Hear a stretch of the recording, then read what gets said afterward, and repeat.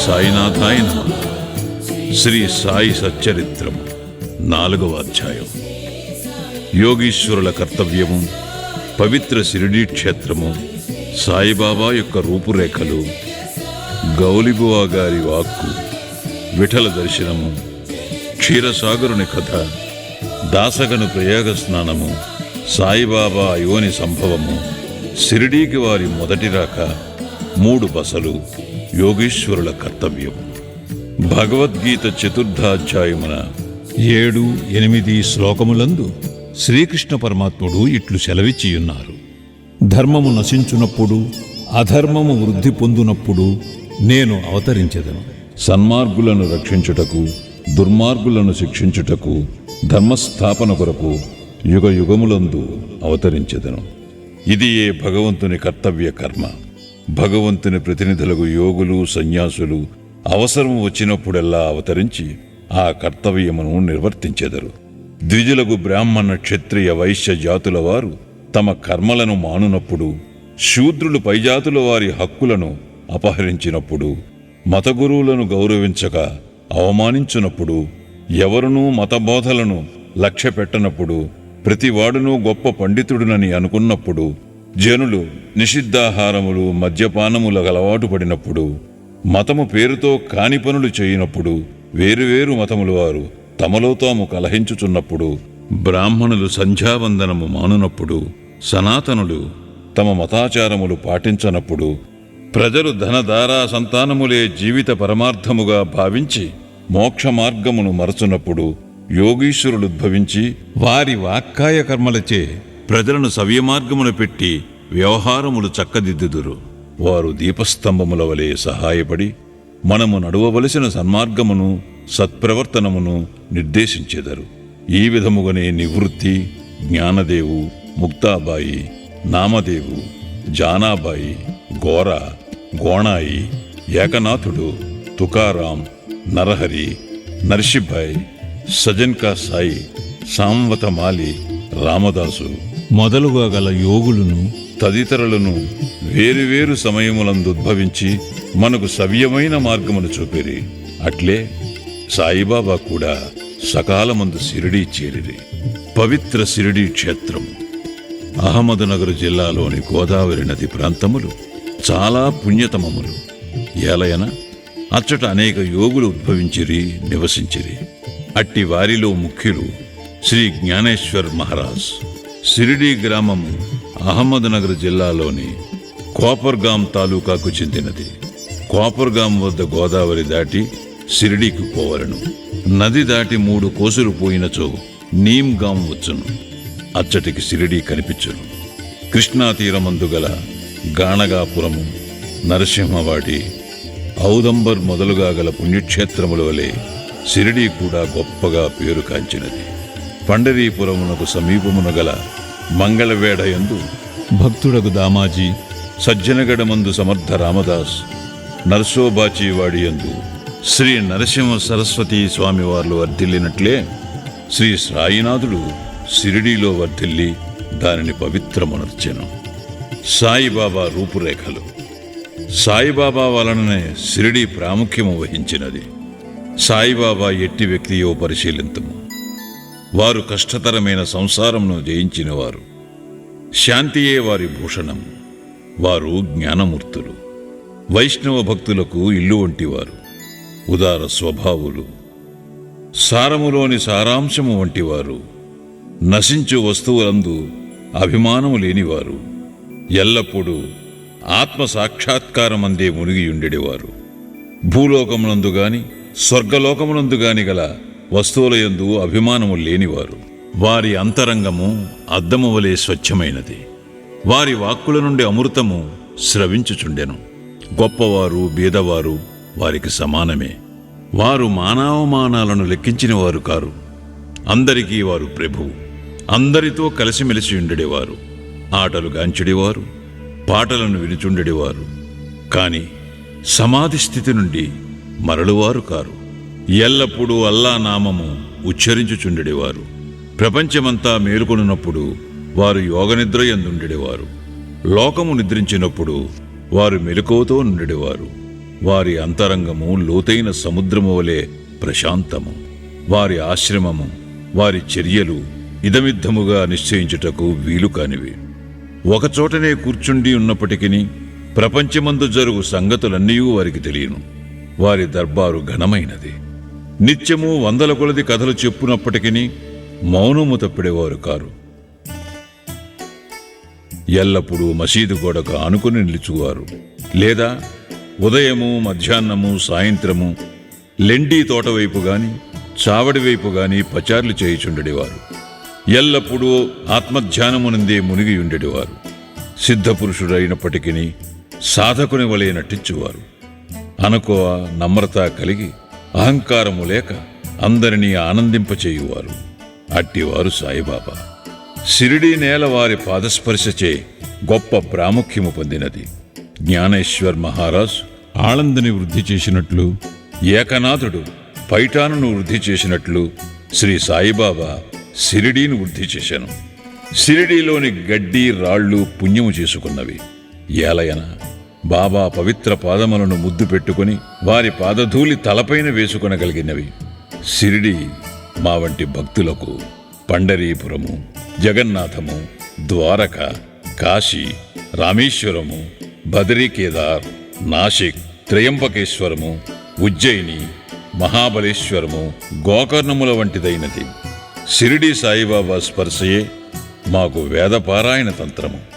అది మాకు సంసార బంధముల సన్నగిల చేసి ఆత్మ సాక్షాత్కారమును సులభ సాధ్యము చేయును. శ్రీ సాయి దర్శనమే మాకు యోగ సాధనముగా నుండెను. వారితో సంభాషణ మా పాపములను తొలగించుచుండెను. త్రివేణి ప్రయాగల స్నానఫలము వారి పాదసేవ వలనే కలుగుచుండెడిది. వారి పాదోదకము మా కోరికలను నశింపు చేయుచుండెడిది. వారి ఆజ్ఞ మాకు వేదవాక్కుగా నుండెడిది. వారి ఊదీ ప్రసాదము మమ్ము పావనము చేయుచుండెను. వారు మా పాలిట శ్రీకృష్ణుడిగా, శ్రీరాముడుగా నుండి ఉపశమనము కలుగుచేయుచుండిరి. వారు మాకు పరబ్రహ్మ స్వరూపమే. వారు ద్వంద్వాతీతులు. నిరుత్సాహము గాని ఉల్లాసము గాని ఎరుగరు. వారు ఎల్లప్పుడూ సచితానంద స్వరూపులుగా నుండెడివారు. షిరిడీ వారి కేంద్రమైనను వారి లీలలు పంజాబు, కలకత్తా, ఉత్తర హిందూస్థానము, గుజరాత్, దక్కను, కన్నడ దేశములలో చూపుచుండిరి.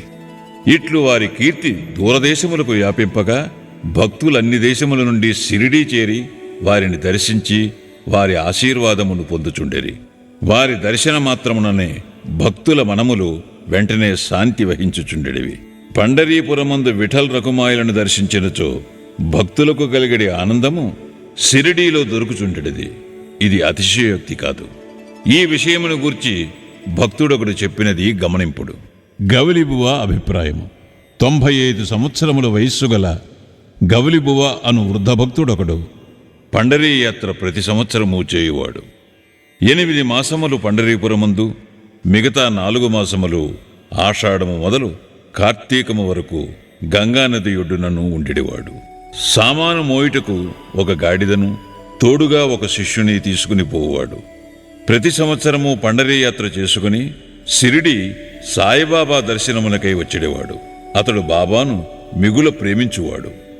అతడు బాబా వైపు చూచుచూ ఇట్లనెడవాడు: వీరు పండరీనాథుని అవతారమే. అనాథల కొరకు, బీదల కొరకు వెలసిన కారుణ్యమూర్తి. గౌలిబువ విఠోబాదేవుని ముసలి భక్తుడు. పండరీ యాత్ర ఎన్నిసార్లో చేశాను. వీరు సాయిబాబా పండరీనాథుని అవతారమని నిర్ధారణపరిచిరి. విఠలదేవుడు దర్శనమిచ్చుట. సాయిబాబాకు భగవన్నామస్మరణయందును సంకీర్తనమందును మిక్కిలి ప్రీతి. వారెప్పుడు అల్లా మాలిక్ అనగా అల్లాయే యజమాని అని అనుచుండెడివారు. 7 రాత్రింబగళ్ళు భగవన్నామస్మరణ చేయించుచుండెడివారు. దీనినే నామ సప్తాహమందరు. బాబా ఒకప్పుడు దాసగను మహారాజును నామ సప్తాహము చేయమనిరి. సప్తాహము ముగినాడు విఠల్ దర్శనము కలుగునని వాగ్దానమిచ్చినచో నామ సప్తాహమును సరిపెదనని దాసగను జవాబిచ్చెను. బాబా తన గుండెపై చేయి వేసి, తప్పనిసరిగా దర్శనమిచ్చును, కాని భక్తుడు భక్తి ప్రేమలతో ఉండవలెను. డాకూర్నాథు యొక్క డాకూరు పట్టణము, విఠలు యొక్క పండరీపురము, శ్రీకృష్ణుని ద్వారకా పట్టణము ఇక్కడనే అనగా షిరిడీలోనే ఉన్నవి. ఎవరునూ ద్వారకకు పోవలసిన అవసరము లేదు. విఠలుడు ఇక్కడనే ఉన్నాడు. భక్తుడు భక్తి ప్రేమలతో కీర్తించునప్పుడు విఠలుడు ఇక్కడనే అవతరించును అని అనెను. సప్తాహము ముగిసిన పిమ్మట విఠలుడి క్రింది విధముగా దర్శనమిచ్చెను. స్నానానంతరము కాకాసాహేబు దీక్షితు ధ్యానములో మునిగినప్పుడు విఠలుడు వారికి కనిపించెను. కాకా మధ్యాహ్నహారతి కొరకు బాబా యొద్దకు పోగా తేట తెల్లముగా కాకాను బాబా ఇట్లడిగెను. విఠల్ పాటిల్ వచ్చినాడా? నీవు వానిని చూచితివా? వాడు మిక్కిలి పారుబోతు. వానిని దృఢముగా పట్టుకును. ఏమాత్రము అజాగ్రత్తగా ఉన్నను తప్పించుకుని పారిపోవును. ఇది ఉదయము జరిగెను. మధ్యాహ్నము ఎవడో పటములను అమ్మువాడు 25-30 విఠోబా చిత్రపటములను అమ్మకమునకు తెచ్చెను. ఆ పటము సరిగా కాకాసాహేబు ధ్యానములో చూచిన దృశ్యముతో పోలియుండెను. దీనిని చూచి బాబా మాటలు జ్ఞాపకమునకు తెచ్చుకొని కాకాసాహేబు ఆశ్చర్యానందములలో మునిగెను. విఠోబా పటమునొకటి కొని పూజామందిరములో నుంచుకునెను. భగవంతరావు క్షీరసాగరుని కథ. విఠల పూజయందు బాబాకెంత ప్రీతియో భగవంతరావు క్షీరసాగరుని కథలో విశదీకరింపబడినది. భగవంతరావు తండ్రి విఠోబా భక్తుడు. పండరీపురమునకు నియమముగా యాత్ర చేయుచుండెడివాడు. ఇంటి వద్ద కూడా విఠోబా ప్రతిమ నుంచి దానిని పూజించువాడు. అతడు మరణించిన పిమ్మట వారి కొడుకు పూజను, యాత్రను, శ్రాద్ధమును మానెను. భగవంతరావు షిరిడీ వచ్చినప్పుడు బాబా వాని తండ్రిని జ్ఞప్తికి తెచ్చుకొని, వీని తండ్రి నా స్నేహితుడు కావున వీనినిచ్చటకు ఈడ్చుకుని వచ్చి తిని, వీడు నైవేద్యము ఎన్నటూ పెట్టలేదు. కావున నన్నును విఠలుని కూడా ఆకలితో మార్చినాడు. అందుచేత వీనినిక్కడకు తెచ్చి తిని, వీడు చేయునది తప్పని బోధించి చీవాట్లు పెట్టి తిరిగి పూజ ప్రారంభించున్నట్లు చేసెదను అని అనిరి. ప్రయాగ క్షేత్రములో దాసగణ స్నానము. గంగానది, యమునా నది కలిగి చోటునకు ప్రయాగ అని పేరు. ఇందులో స్నానమాచరించిన ప్రతివానికి గొప్ప పుణ్యము ప్రాప్తించునని హిందువుల నమ్మకము. అందుచేతనే వేల కొలది భక్తులు అప్పుడప్పుడు అచ్చటికి పోయి స్నానమాడుదురు. దాసగను కూడా ప్రయోగ పోయి అచ్చట సంగమములో స్నానము చేయవలనని మనస్సును దలచెను. బాబా వద్దకేగి అనుమతించమనను. అందుకు బాబా ఇట్లు జవాబిచ్చెను. అంత దూరము పోవలసిన అవసరమే లేదు. మన ప్రయాగ ఇచ్చటనే కలదు. నా మాటలు విశ్వసింపు. ఇట్లు అన్నంతలో ఆశ్చర్యములన్నిటికంటే ఆశ్చర్యకరమైన వింత జరిగినది. దాసగను మహారాజు బాబా పాదములపై శిరస్సు నుంచిన వెంటనే బాబా 2 పాదముల బొటనవేళ్ల నుండి గంగా, యమునా జలములు కాలువలుగా పారెను. ఈ చమత్కారమును చూచి దాసగను ఆశ్చర్యచకితుడయ్యాను. భక్తి ఆవేశాలతో మైమరిచాడు. కన్నులు ఆనందాశ్రులతో నిండే అతని హృదయంలో ఉప్పొంగిన కవితావేశం శ్రీ సాయిలీలా గాన రూపంలో పెళ్ళుబుకింది. బాబా అయోని సంభవుడు. షిరిడీ మొట్టమొదటి ప్రవేశించుట. సాయిబాబా తల్లిదండ్రులను గూర్చిగాని, జన్మము గూర్చిగాని, జన్మస్థానమును గూర్చిగాని ఎవరికీ ఏమీ తెలియదు. ఎందరో పెక్కుసారులు ఈ విషయములు కనుగొనుటకు ప్రయత్నించిరి.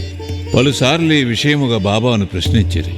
కాని ఎట్టి సమాధానము కాని, సమాచారము కాని పొందకుండెరి. నామదేవు, కబీరు సామాన్య మానవుల వలె జన్మించి ఉండలేదు. ముత్యపు చిప్పలలో చిన్న పాపల వలె లభించిరి. నామదేవుడు భీమారథి నదీ తటమున గోణాయికి కనిపించాను. కబీరు భాగీరథీ నదీ తటమున తమాలకు కనిపించాను. అట్టిదే సాయి జన్మ వృత్తాంతము. భక్తుల కొరకు బాబా 16 ఏళ్ల బాలుడుగా షిరిడీలో వేప చెట్టు కింద అవతరించాను. బాబా అప్పటికే బ్రహ్మజ్ఞానిగా కనిపించాను. బాబా స్వప్నావస్థ ఎందైనను ప్రపంచ వస్తువులను కాంక్షించుడివారు కాదు. ఆయన మాయను తన్నెను. ముక్తి బాబా పాదములను సేవించుచుండెను. నానా చోద్దారు తల్లి మిక్కిలి ముసలిది. ఆమె బాబానిట్లు వర్ణించినది. ఈ చక్కని చురుకైన కుర్రవాడు వేప చెట్టు క్రింద ఆసనములో నుండెను. శీతోష్ణములను లెక్కింపక అంతటి చిన్న కుర్రవాడు కఠిన తపమాచరించుట, సమాధిలో మునుగుట చూచి గ్రామస్తులు ఆశ్చర్యపడిరి. ఆ బాలుడు పగలు ఎవరితో కలిసిడివాడు కాదు, రాత్రి అందెవరికీ భయపడేవాడు కాడు. చూచిన వారు ఆశ్చర్య నిమగ్నులై ఆ చిన్న కుర్రవాడు ఎక్కడి నుండి వచ్చినాడని అడుగసాగిరి. అతని రూపు, ముఖ లక్షణములు చాలా అందముగా ఉండెను. చూచిన వారెల్లరూ ఒక్కసారిగా ముగ్ధులగుచుండెని. ఆయన ఎవరి ఇంటికి పోకుండెను. ఎల్లప్పుడూ వేప చెట్టు కిందనే కూర్చున్నవాడు. పైకి చిన్న బాలునవలే కనిపించినప్పటికీ చేతలను బట్టి చూడగా నిజముగా మహానుభావుడే. నిర్వ్యామోహము రూపుదాల్చిన అతని గూర్చి ఎవరికీ ఏమీయూ తెలియకుండెను.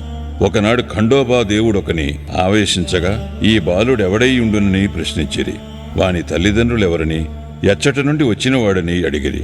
ఆ ఖండోబా గణము ఒక స్థలమును చూపి గడ్డపాలను తీసుకుని వచ్చి అచ్చట త్రవ్వమనెను. అట్లు తవ్వగా అందులో కొన్ని ఇటుకలు, వాని దిగువ వెడల్పు రాయి ఒకటి కనిపించాను. ఆ బండను తొలగించగా కిందనొక సందు కనిపించాను. అచ్చట 4 దీపములు వెలుగుచుండెను. ఆ సొరంగము ద్వారా ముందుకు పోగా అచ్చటనొక భూగ్రహము కనిపించాను. అందులో గోముఖ నిర్మాణములు, కర్రబల్లలు, జపమాలలు కనిపించాను. ఈ బాలుడచ్చట 12 సంవత్సరములు తపస్సును అభ్యసించినని ఖండోబా చెప్పెను. పిమ్మట కుర్రవాణి నీ విషయము ప్రశ్నించగా వారలను మరపించుచు అది తన గురుస్థానమనియు వారి సమాధి అచ్చట కలదుగావున దానిని కాపాడవలెననియు చెప్పాను. వెంటనే దానినెప్పటివలే మూసివేసిరి. అశ్వత్థ ఔదంబర వృక్షముల వలె ఈ వేప చెట్టును పవిత్రముగా చూచుకొనుచు బాబా ప్రేమించువాడు.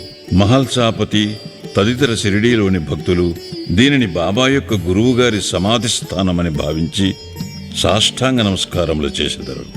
3 వసతి గృహములు, వేప చెట్టును దాని చుట్టూనున్న స్థలమును హరివినాయక సాటేయను వాడుకొని సాటేవాడాయను ఒక పెద్ద వసతి గృహమును కట్టించాను. అప్పట్లో షిరిడీకి పోయిన భక్త మండలికిది ఒక్కటియే నివాస స్థలము. వేప చెట్టు చుట్టూ ఎత్తుగా అరుగు కట్టిరి, మెట్లు నిర్మించిరి. మెట్ల దిగువన ఒక గూడు వంటిది కలదు.